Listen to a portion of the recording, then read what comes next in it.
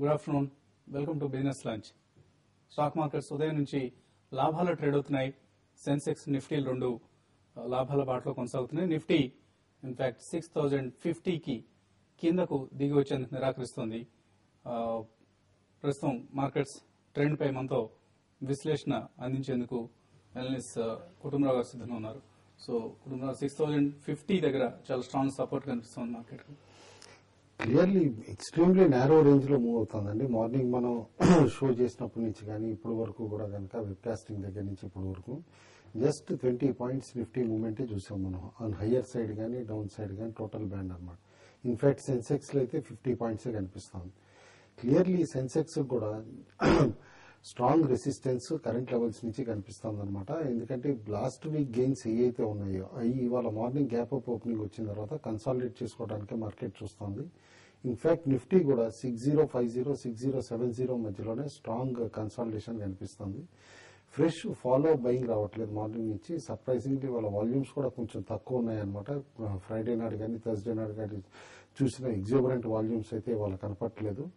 కాబట్టి నేను అనుకోవటం కరెంట్ లెవెల్లో కన్సాలిడేట్ అయ్యి వాళ్ళు end of the day 6050 sustain చేసుకోగలిగితే కనుక డెఫినెట్లీ రేపు ఇంకా బెటర్ పేస్ ఉండొచ్చు మార్కెట్లో, వాల్యూమ్స్ కూడా ఇంప్రూవ్ కావచ్చని. బట్ ఇవాళ డెఫినెట్లీ బి గ్రూప్ లో చాలా హైట్ అండ్ యాక్టివిటీ ఉంది కంపేర్ టు ఏ గ్రూప్ అనమాట. ఏ గ్రూప్ లో selective stocks like morning gap తోటి ఓపెన్ అయ్యి State Bank of India, ICICI bank, L&T, ONGC ఇలాంటి స్టాక్స్ పాజిటివ్ గా ట్రేడ్ అవుతున్నాయి. ఫ్రెష్ మూవ్మెంట్స్ మాత్రం రావట్లేదు అనమాట ఇందులోనూ. Except couple of counters like Bharti ఇలాంటి వాటిలో రీన్యూడ్ బయింగ్ ఇంట్రెస్ట్ కనిపించింది. బి గ్రూప్ లో మాత్రం ఇవాళ చాలా హెక్టిక్ యాక్టివిటీ కనిపిస్తుంది. చాలా స్టాక్స్ లో new interest, specially hotel stocks కానీ ఇటు మెటల్ స్టాక్స్ కానీ బాగా యాక్టివ్ గా ఉన్నాయి. మెటల్ లో ఎల్ఎంఈ ప్రైజెస్ బాగా ఇంప్రూవ్ అయినాయి అని చెప్పేసి ఇటు నాన్ ఫెరస్ మెటల్స్ లో ఇవాళ బోత్ హిందాల్కో అండ్ నాల్కో కూడా బాగా యాక్టివ్ గా ఉన్నాయి. హిందాల్కో 198 లెవెల్స్ కూడా క్రాస్ అవ్వగలిగింది. నాల్కో కూడా 410 లెవెల్ పైన ట్రేడ్ అవుతుంది. Clearly Tata steel and other ferrous stocks కూడా కాస్త యాక్టివ్ గా ఉన్నాయన్నమాట. కాబట్టి వాళ్ళు ఆల్ ఇన్ ఆల్ చూస్తే కనుక ఒక కన్సాలిడేషన్ అని చెప్పేసి అని అనుకోవచ్చు. ఎందుకంటే మార్నింగ్ గ్యాప్ అప్ ఓపెనింగ్ మనం ఫ్రైడే నాడు వీకెండ్ యుఎస్ మార్కెట్ దానికి అట్రిబ్యూట్ చేస్తే కనుక ఇవాళ at the best only consolidation కానీ నో ఫాలో బయింగ్ అని చెప్పేసి చెప్పచ్చు. ఓకే అండి. ఇన్ఫాక్ట్ అక్టోబర్ ఫ్యూచర్స్ 6100 స్థాయి దగ్గర ట్రేడ్ అవుతుంది నిఫ్టీ. నెక్స్ట్ మంత్ సిరీస్ సంబంధించి మరొక 3 రోజుల్లో ఎక్స్పైర్ కాబోతోంది ఈ సెప్టెంబర్ సిరీస్, అందరికీ తెలిసిందే. ప్రస్తుతం కాలర్ లైన్ ఉన్నారు, గుంటూరు నుంచి కృష్ణారెడ్డి లైన్ ఉన్నారు. కృష్ణారెడ్డి గారు, హలో. నమస్తే సార్. నమస్తే అండి. ఇది అనుస్లాబ్ ఒకటి కొన్నాం సార్, రిషబ్ దేవ్ ఒకటి కొన్నాము. చాలా ఎక్కువ రీసెర్చ్ చేస్తున్నట్లున్నారండి. డబ్బు ఎలా పోగొట్టుకోవాలన్న అంశంలో.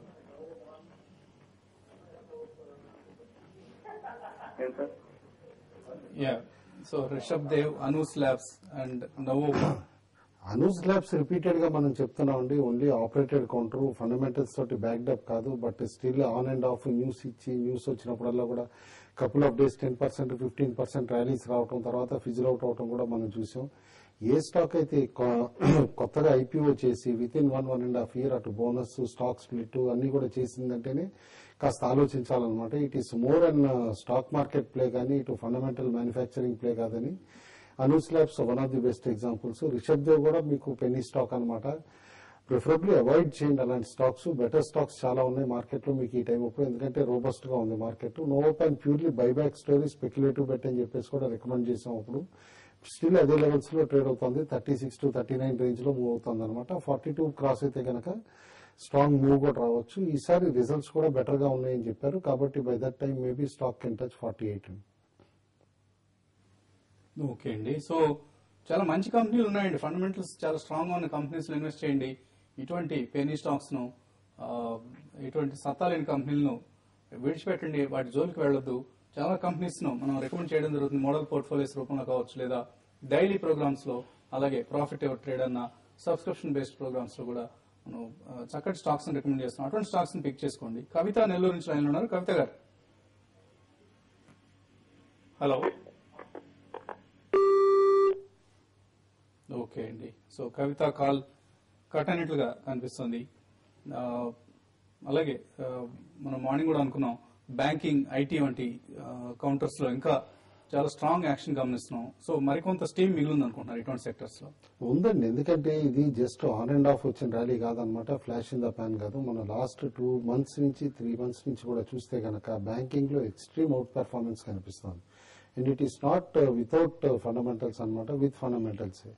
కాబట్టి కరెంట్ లెవెల్స్ నుంచి కూడా ఎనీ షార్ప్ కరెక్షన్స్ వచ్చినప్పుడు కూడా either RBI central bank news వచ్చినప్పుడు కానీ ఇట్లా గ్లోబల్ క్యూస్ తోటి కానీ కరెక్ట్ అయినప్పుడు డెఫినెట్లీ బయింగ్ ఆపర్చునిటీస్ కింద బ్యాంకింగ్ లో తీసుకోవాలి. మీరు ఇటు పబ్లిక్ సెక్టర్ బ్యాంక్స్ లో స్టాక్స్ రికమెండ్ చేస్తారా లేదా ప్రైవేట్ సెక్టర్ బ్యాంక్స్? కొంచెం పబ్లిక్ సెక్టర్ లో ప్రైజీగా అనిపిస్తున్నాయండి చాలా స్టాక్స్. కాబట్టి ప్రైవేట్ సెక్టర్ లో స్పెసిఫికల్లీ ఇటు IndusInd bank and Federal Bank and South Indian bank లాంటి స్టాక్స్ లో ఇన్వెస్ట్ చేయమంటాను. ఎందుకంటే వీటిలో ఇంకా ఫర్దర్ స్టీమ్ ఉందన్నమాట. ఫెడరల్ బ్యాంక్ అవుట్ పెర్ఫార్మర్ కావచ్చు, ఎందుకంటే కరెంట్ లెవెల్స్ నుంచి కనుక 400 లెవెల్స్ క్రాస్ అయ్యి సస్టైన్ అయితే కనుక another 50 to 100 rupees in very near term రావచ్చు. హిందూసింద్ కూడా ఇవాళ 260 పైన క్లోజింగ్ ఉంటే కనుక స్టాక్ డెఫినెట్లీ ఆన్ టార్గెట్ 300, 310 అని చెప్పొచ్చు అనమాట. ఓకే అండి. శశికళ హైదరాబాద్ నుంచి లైన్ ఉన్నారు. హలో, చెప్పండి శశికళ గారు. సార్, వక్రంజి సాఫ్ట్వేర్ 173 లో తీసుకున్నాను, దాని టార్గెట్ చెప్తారండి? 173 లో బై చేశారు వక్రంజి సాఫ్ట్. హోల్డ్ చేయండి. స్టాక్ డెఫినెట్ గా నేను అనుకోవటం అవుట్ పెర్ఫార్మ్ చేస్తుంది కరెంట్ లెవెల్స్ లో కూడా స్మాలర్ సాఫ్ట్వేర్ కౌంటర్స్ లో. ఎందుకంటే ఇది వరకు ప్యూర్లీ ఓటర్ ఐడీస్ ఇలాంటి సర్వీసెస్ కి ఫేమ్ ఉన్నా కూడా సరే, ఈ కంపెనీ రీసెంట్లీ ఏంటంటే ఈ గవర్నెన్స్ లో అదర్ యాక్టివిటీస్ కూడా క్యాటర్ చేస్తుంది. ఇన్ఫాక్ట్ యూనిక్ ఐడికి ఐడెంటిఫై అయిన సబ్ వెండర్స్ లో అనమాట, మెయిన్ వెండర్స్ షార్ట్ లిస్ట్ చేసిన వెండర్స్ లో ఈ కంపెనీ కూడా ఉంది. నేను అనుకోవటం కరెంట్ లెవెల్స్ నుంచి అనదర్ 25-30% స్టీమ్ ఉందండి. హోల్డ్ చేయండి. ఓకే అండి. సో వక్రంజి సాఫ్ట్ మనము చాలా లోవర్ లెవెల్స్ లో రికమెండ్ చేసిన స్టాక్, ప్రస్తుతానికి హోల్డ్ చేయండి. నరసింహ హైదరాబాద్ నుంచి లైన్ ఉన్నారు. నరసింహ గారు. సార్, దీనా బ్యాంక్ ఫ్యూచర్ లో తీసుకున్నా అండి. ఓకే అండి. ఏ ప్రైస్ లో బై చేశారు? ఫ్యూచర్ లో బైగా సెల్ చేశాను, నాకు 7 కి సెల్ చేశాను. ఓకే. లేదా సెప్టెంబర్ ఫ్యూచర్స్ అని. ఓకే అండి. ఆయన షార్ట్ సెల్ చేశారు సెప్టెంబర్ ఫ్యూచర్స్. ఒక్కటండి, కొంచెం ఈ smaller PSU banks light weakishness display చేస్తున్నాయి అనమాట. విజయ గానీ, సిండికేట్ గానీ, దేనా గానీ, అలహాబాద్ గానీ ఇలాంటి స్టాక్స్ అన్ని కూడా. బట్ స్టిల్ మీరు అబ్జర్వ్ చేసే ఉంటారు బ్యాంక్ స్టాక్స్ లో అనమాట ట్రెండ్ రివర్సల్ చాలా క్విక్ గా అవుతుంది ఇండివిజువల్ స్టాక్స్ లో కూడా. కాబట్టి అలర్ట్ గా ఉండి మీరు అమ్మిన ప్రైస్ కంటే కింద ట్రేడ్ అవుతున్నప్పుడు మీరు అమ్మిన ప్రైస్ దగ్గర కానీ లేకపోతే స్లైట్లీ 0.5 to 1% మార్జిన్ లో కూడా అనమాట డెఫినెట్లీ స్టాప్ లాస్ పెట్టుకుని పొజిషన్ హోల్డ్ చేయాలండి. అండ్ మోర్ దాన్ 2%, 3% రిటర్న్స్ వస్తూ ఉంటాయి కనుక డెఫినెట్లీ ప్రాఫిట్ బుక్ చేసుకోండి. Okay. Next caller. Hello, Sarabhaiah line లో ఉన్నారు. శరభయ్య గారు. సార్ నమస్తే సార్. నమస్తే అండి, చెప్పండి. Sir Dalmia cement present rate buy చేయొచ్చు sir? Dalmia cements Dalmia cements buy చేయొచ్చండి లాంగ్ టర్మ్ కే. బట్ రీసెంట్లీ మీరు చూసే ఉంటారు అది కూడా డిమర్జర్ అవుతుంది అనమాట. దాల్మియా భారత్ అని చెప్పేసి 2 units కింద అనమాట.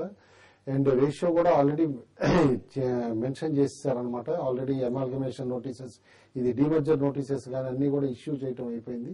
స్టాండ్ అలోన్ గా దాల్మియా సిమెంట్ కి ఇప్పుడు సిమెంట్ సైకిల్ టర్న్ అయితేనే మీకు బాగా ప్రాఫిటబుల్ గా ఉంటుంది. కాబట్టి డెఫినెట్లీ హోల్డ్ చేయండి యాజ్ ఆఫ్ నౌ అయితే. ఓకే అండి. శ్రీనివాస్ కోదాడ నుంచి లైన్ ఉన్నారు. శ్రీనివాస్ గారు. Sir GPL infra future sir. ఏమండి? జీ టెలిఫిల్మ్సా? GTL infra sir, GTL infra future sir. Futures buy చేద్దాం అనుకుంటున్నారా, బై చేస్తారండి? బై చేసాను సార్, 450 లో తగ్గించారు ఇప్పుడు. ఆహా. తీసేయాలి సార్. ప్లస్ కాంబో ప్యాక్ తీసుకున్నాను సార్ మొన్న మా ఫ్రెండ్. ఏదండి? కాంబో ప్యాక్ తీసుకున్నాను సార్ TV5money.com లో. ఓకే అండి. కాంబో ఆఫర్ లో సబ్స్క్రైబ్ చేశారు. ఓకే అండి. దాని గురించి కూడా చెప్పండి సార్ కొంచెం. అంటే అది బై చేద్దాం అనుకుంటున్నారా, సెల్ చేద్దాం అనుకుంటున్నారా? ఏ సార్ కాంబో ఆఫర్ అంటే మీ సందేహం ఏంటండి కాంబో ఆఫర్ సంబంధించి? తీసుకున్నాం సార్, మళ్ళీ దాని గురించి మన డీడీ పంపే దాని గురించి మెసేజ్ రావట్లేదు. ఓకే అండి. అది ప్రస్తుతానికి బల్క్ SMS లను ప్రభుత్వం నిషేధించిందండి 30th వరకు. సో అందువలన ఎవరికి SMS రావట్లేదు. అదర్వైజ్ 30వ తారీఖు నుంచి తిరిగి యథావిధిగా మన SMS సర్వీస్ పునః ప్రారంభమవుతుంది. అప్పటి వరకు కొద్దిగా ఓపిక పట్టండి.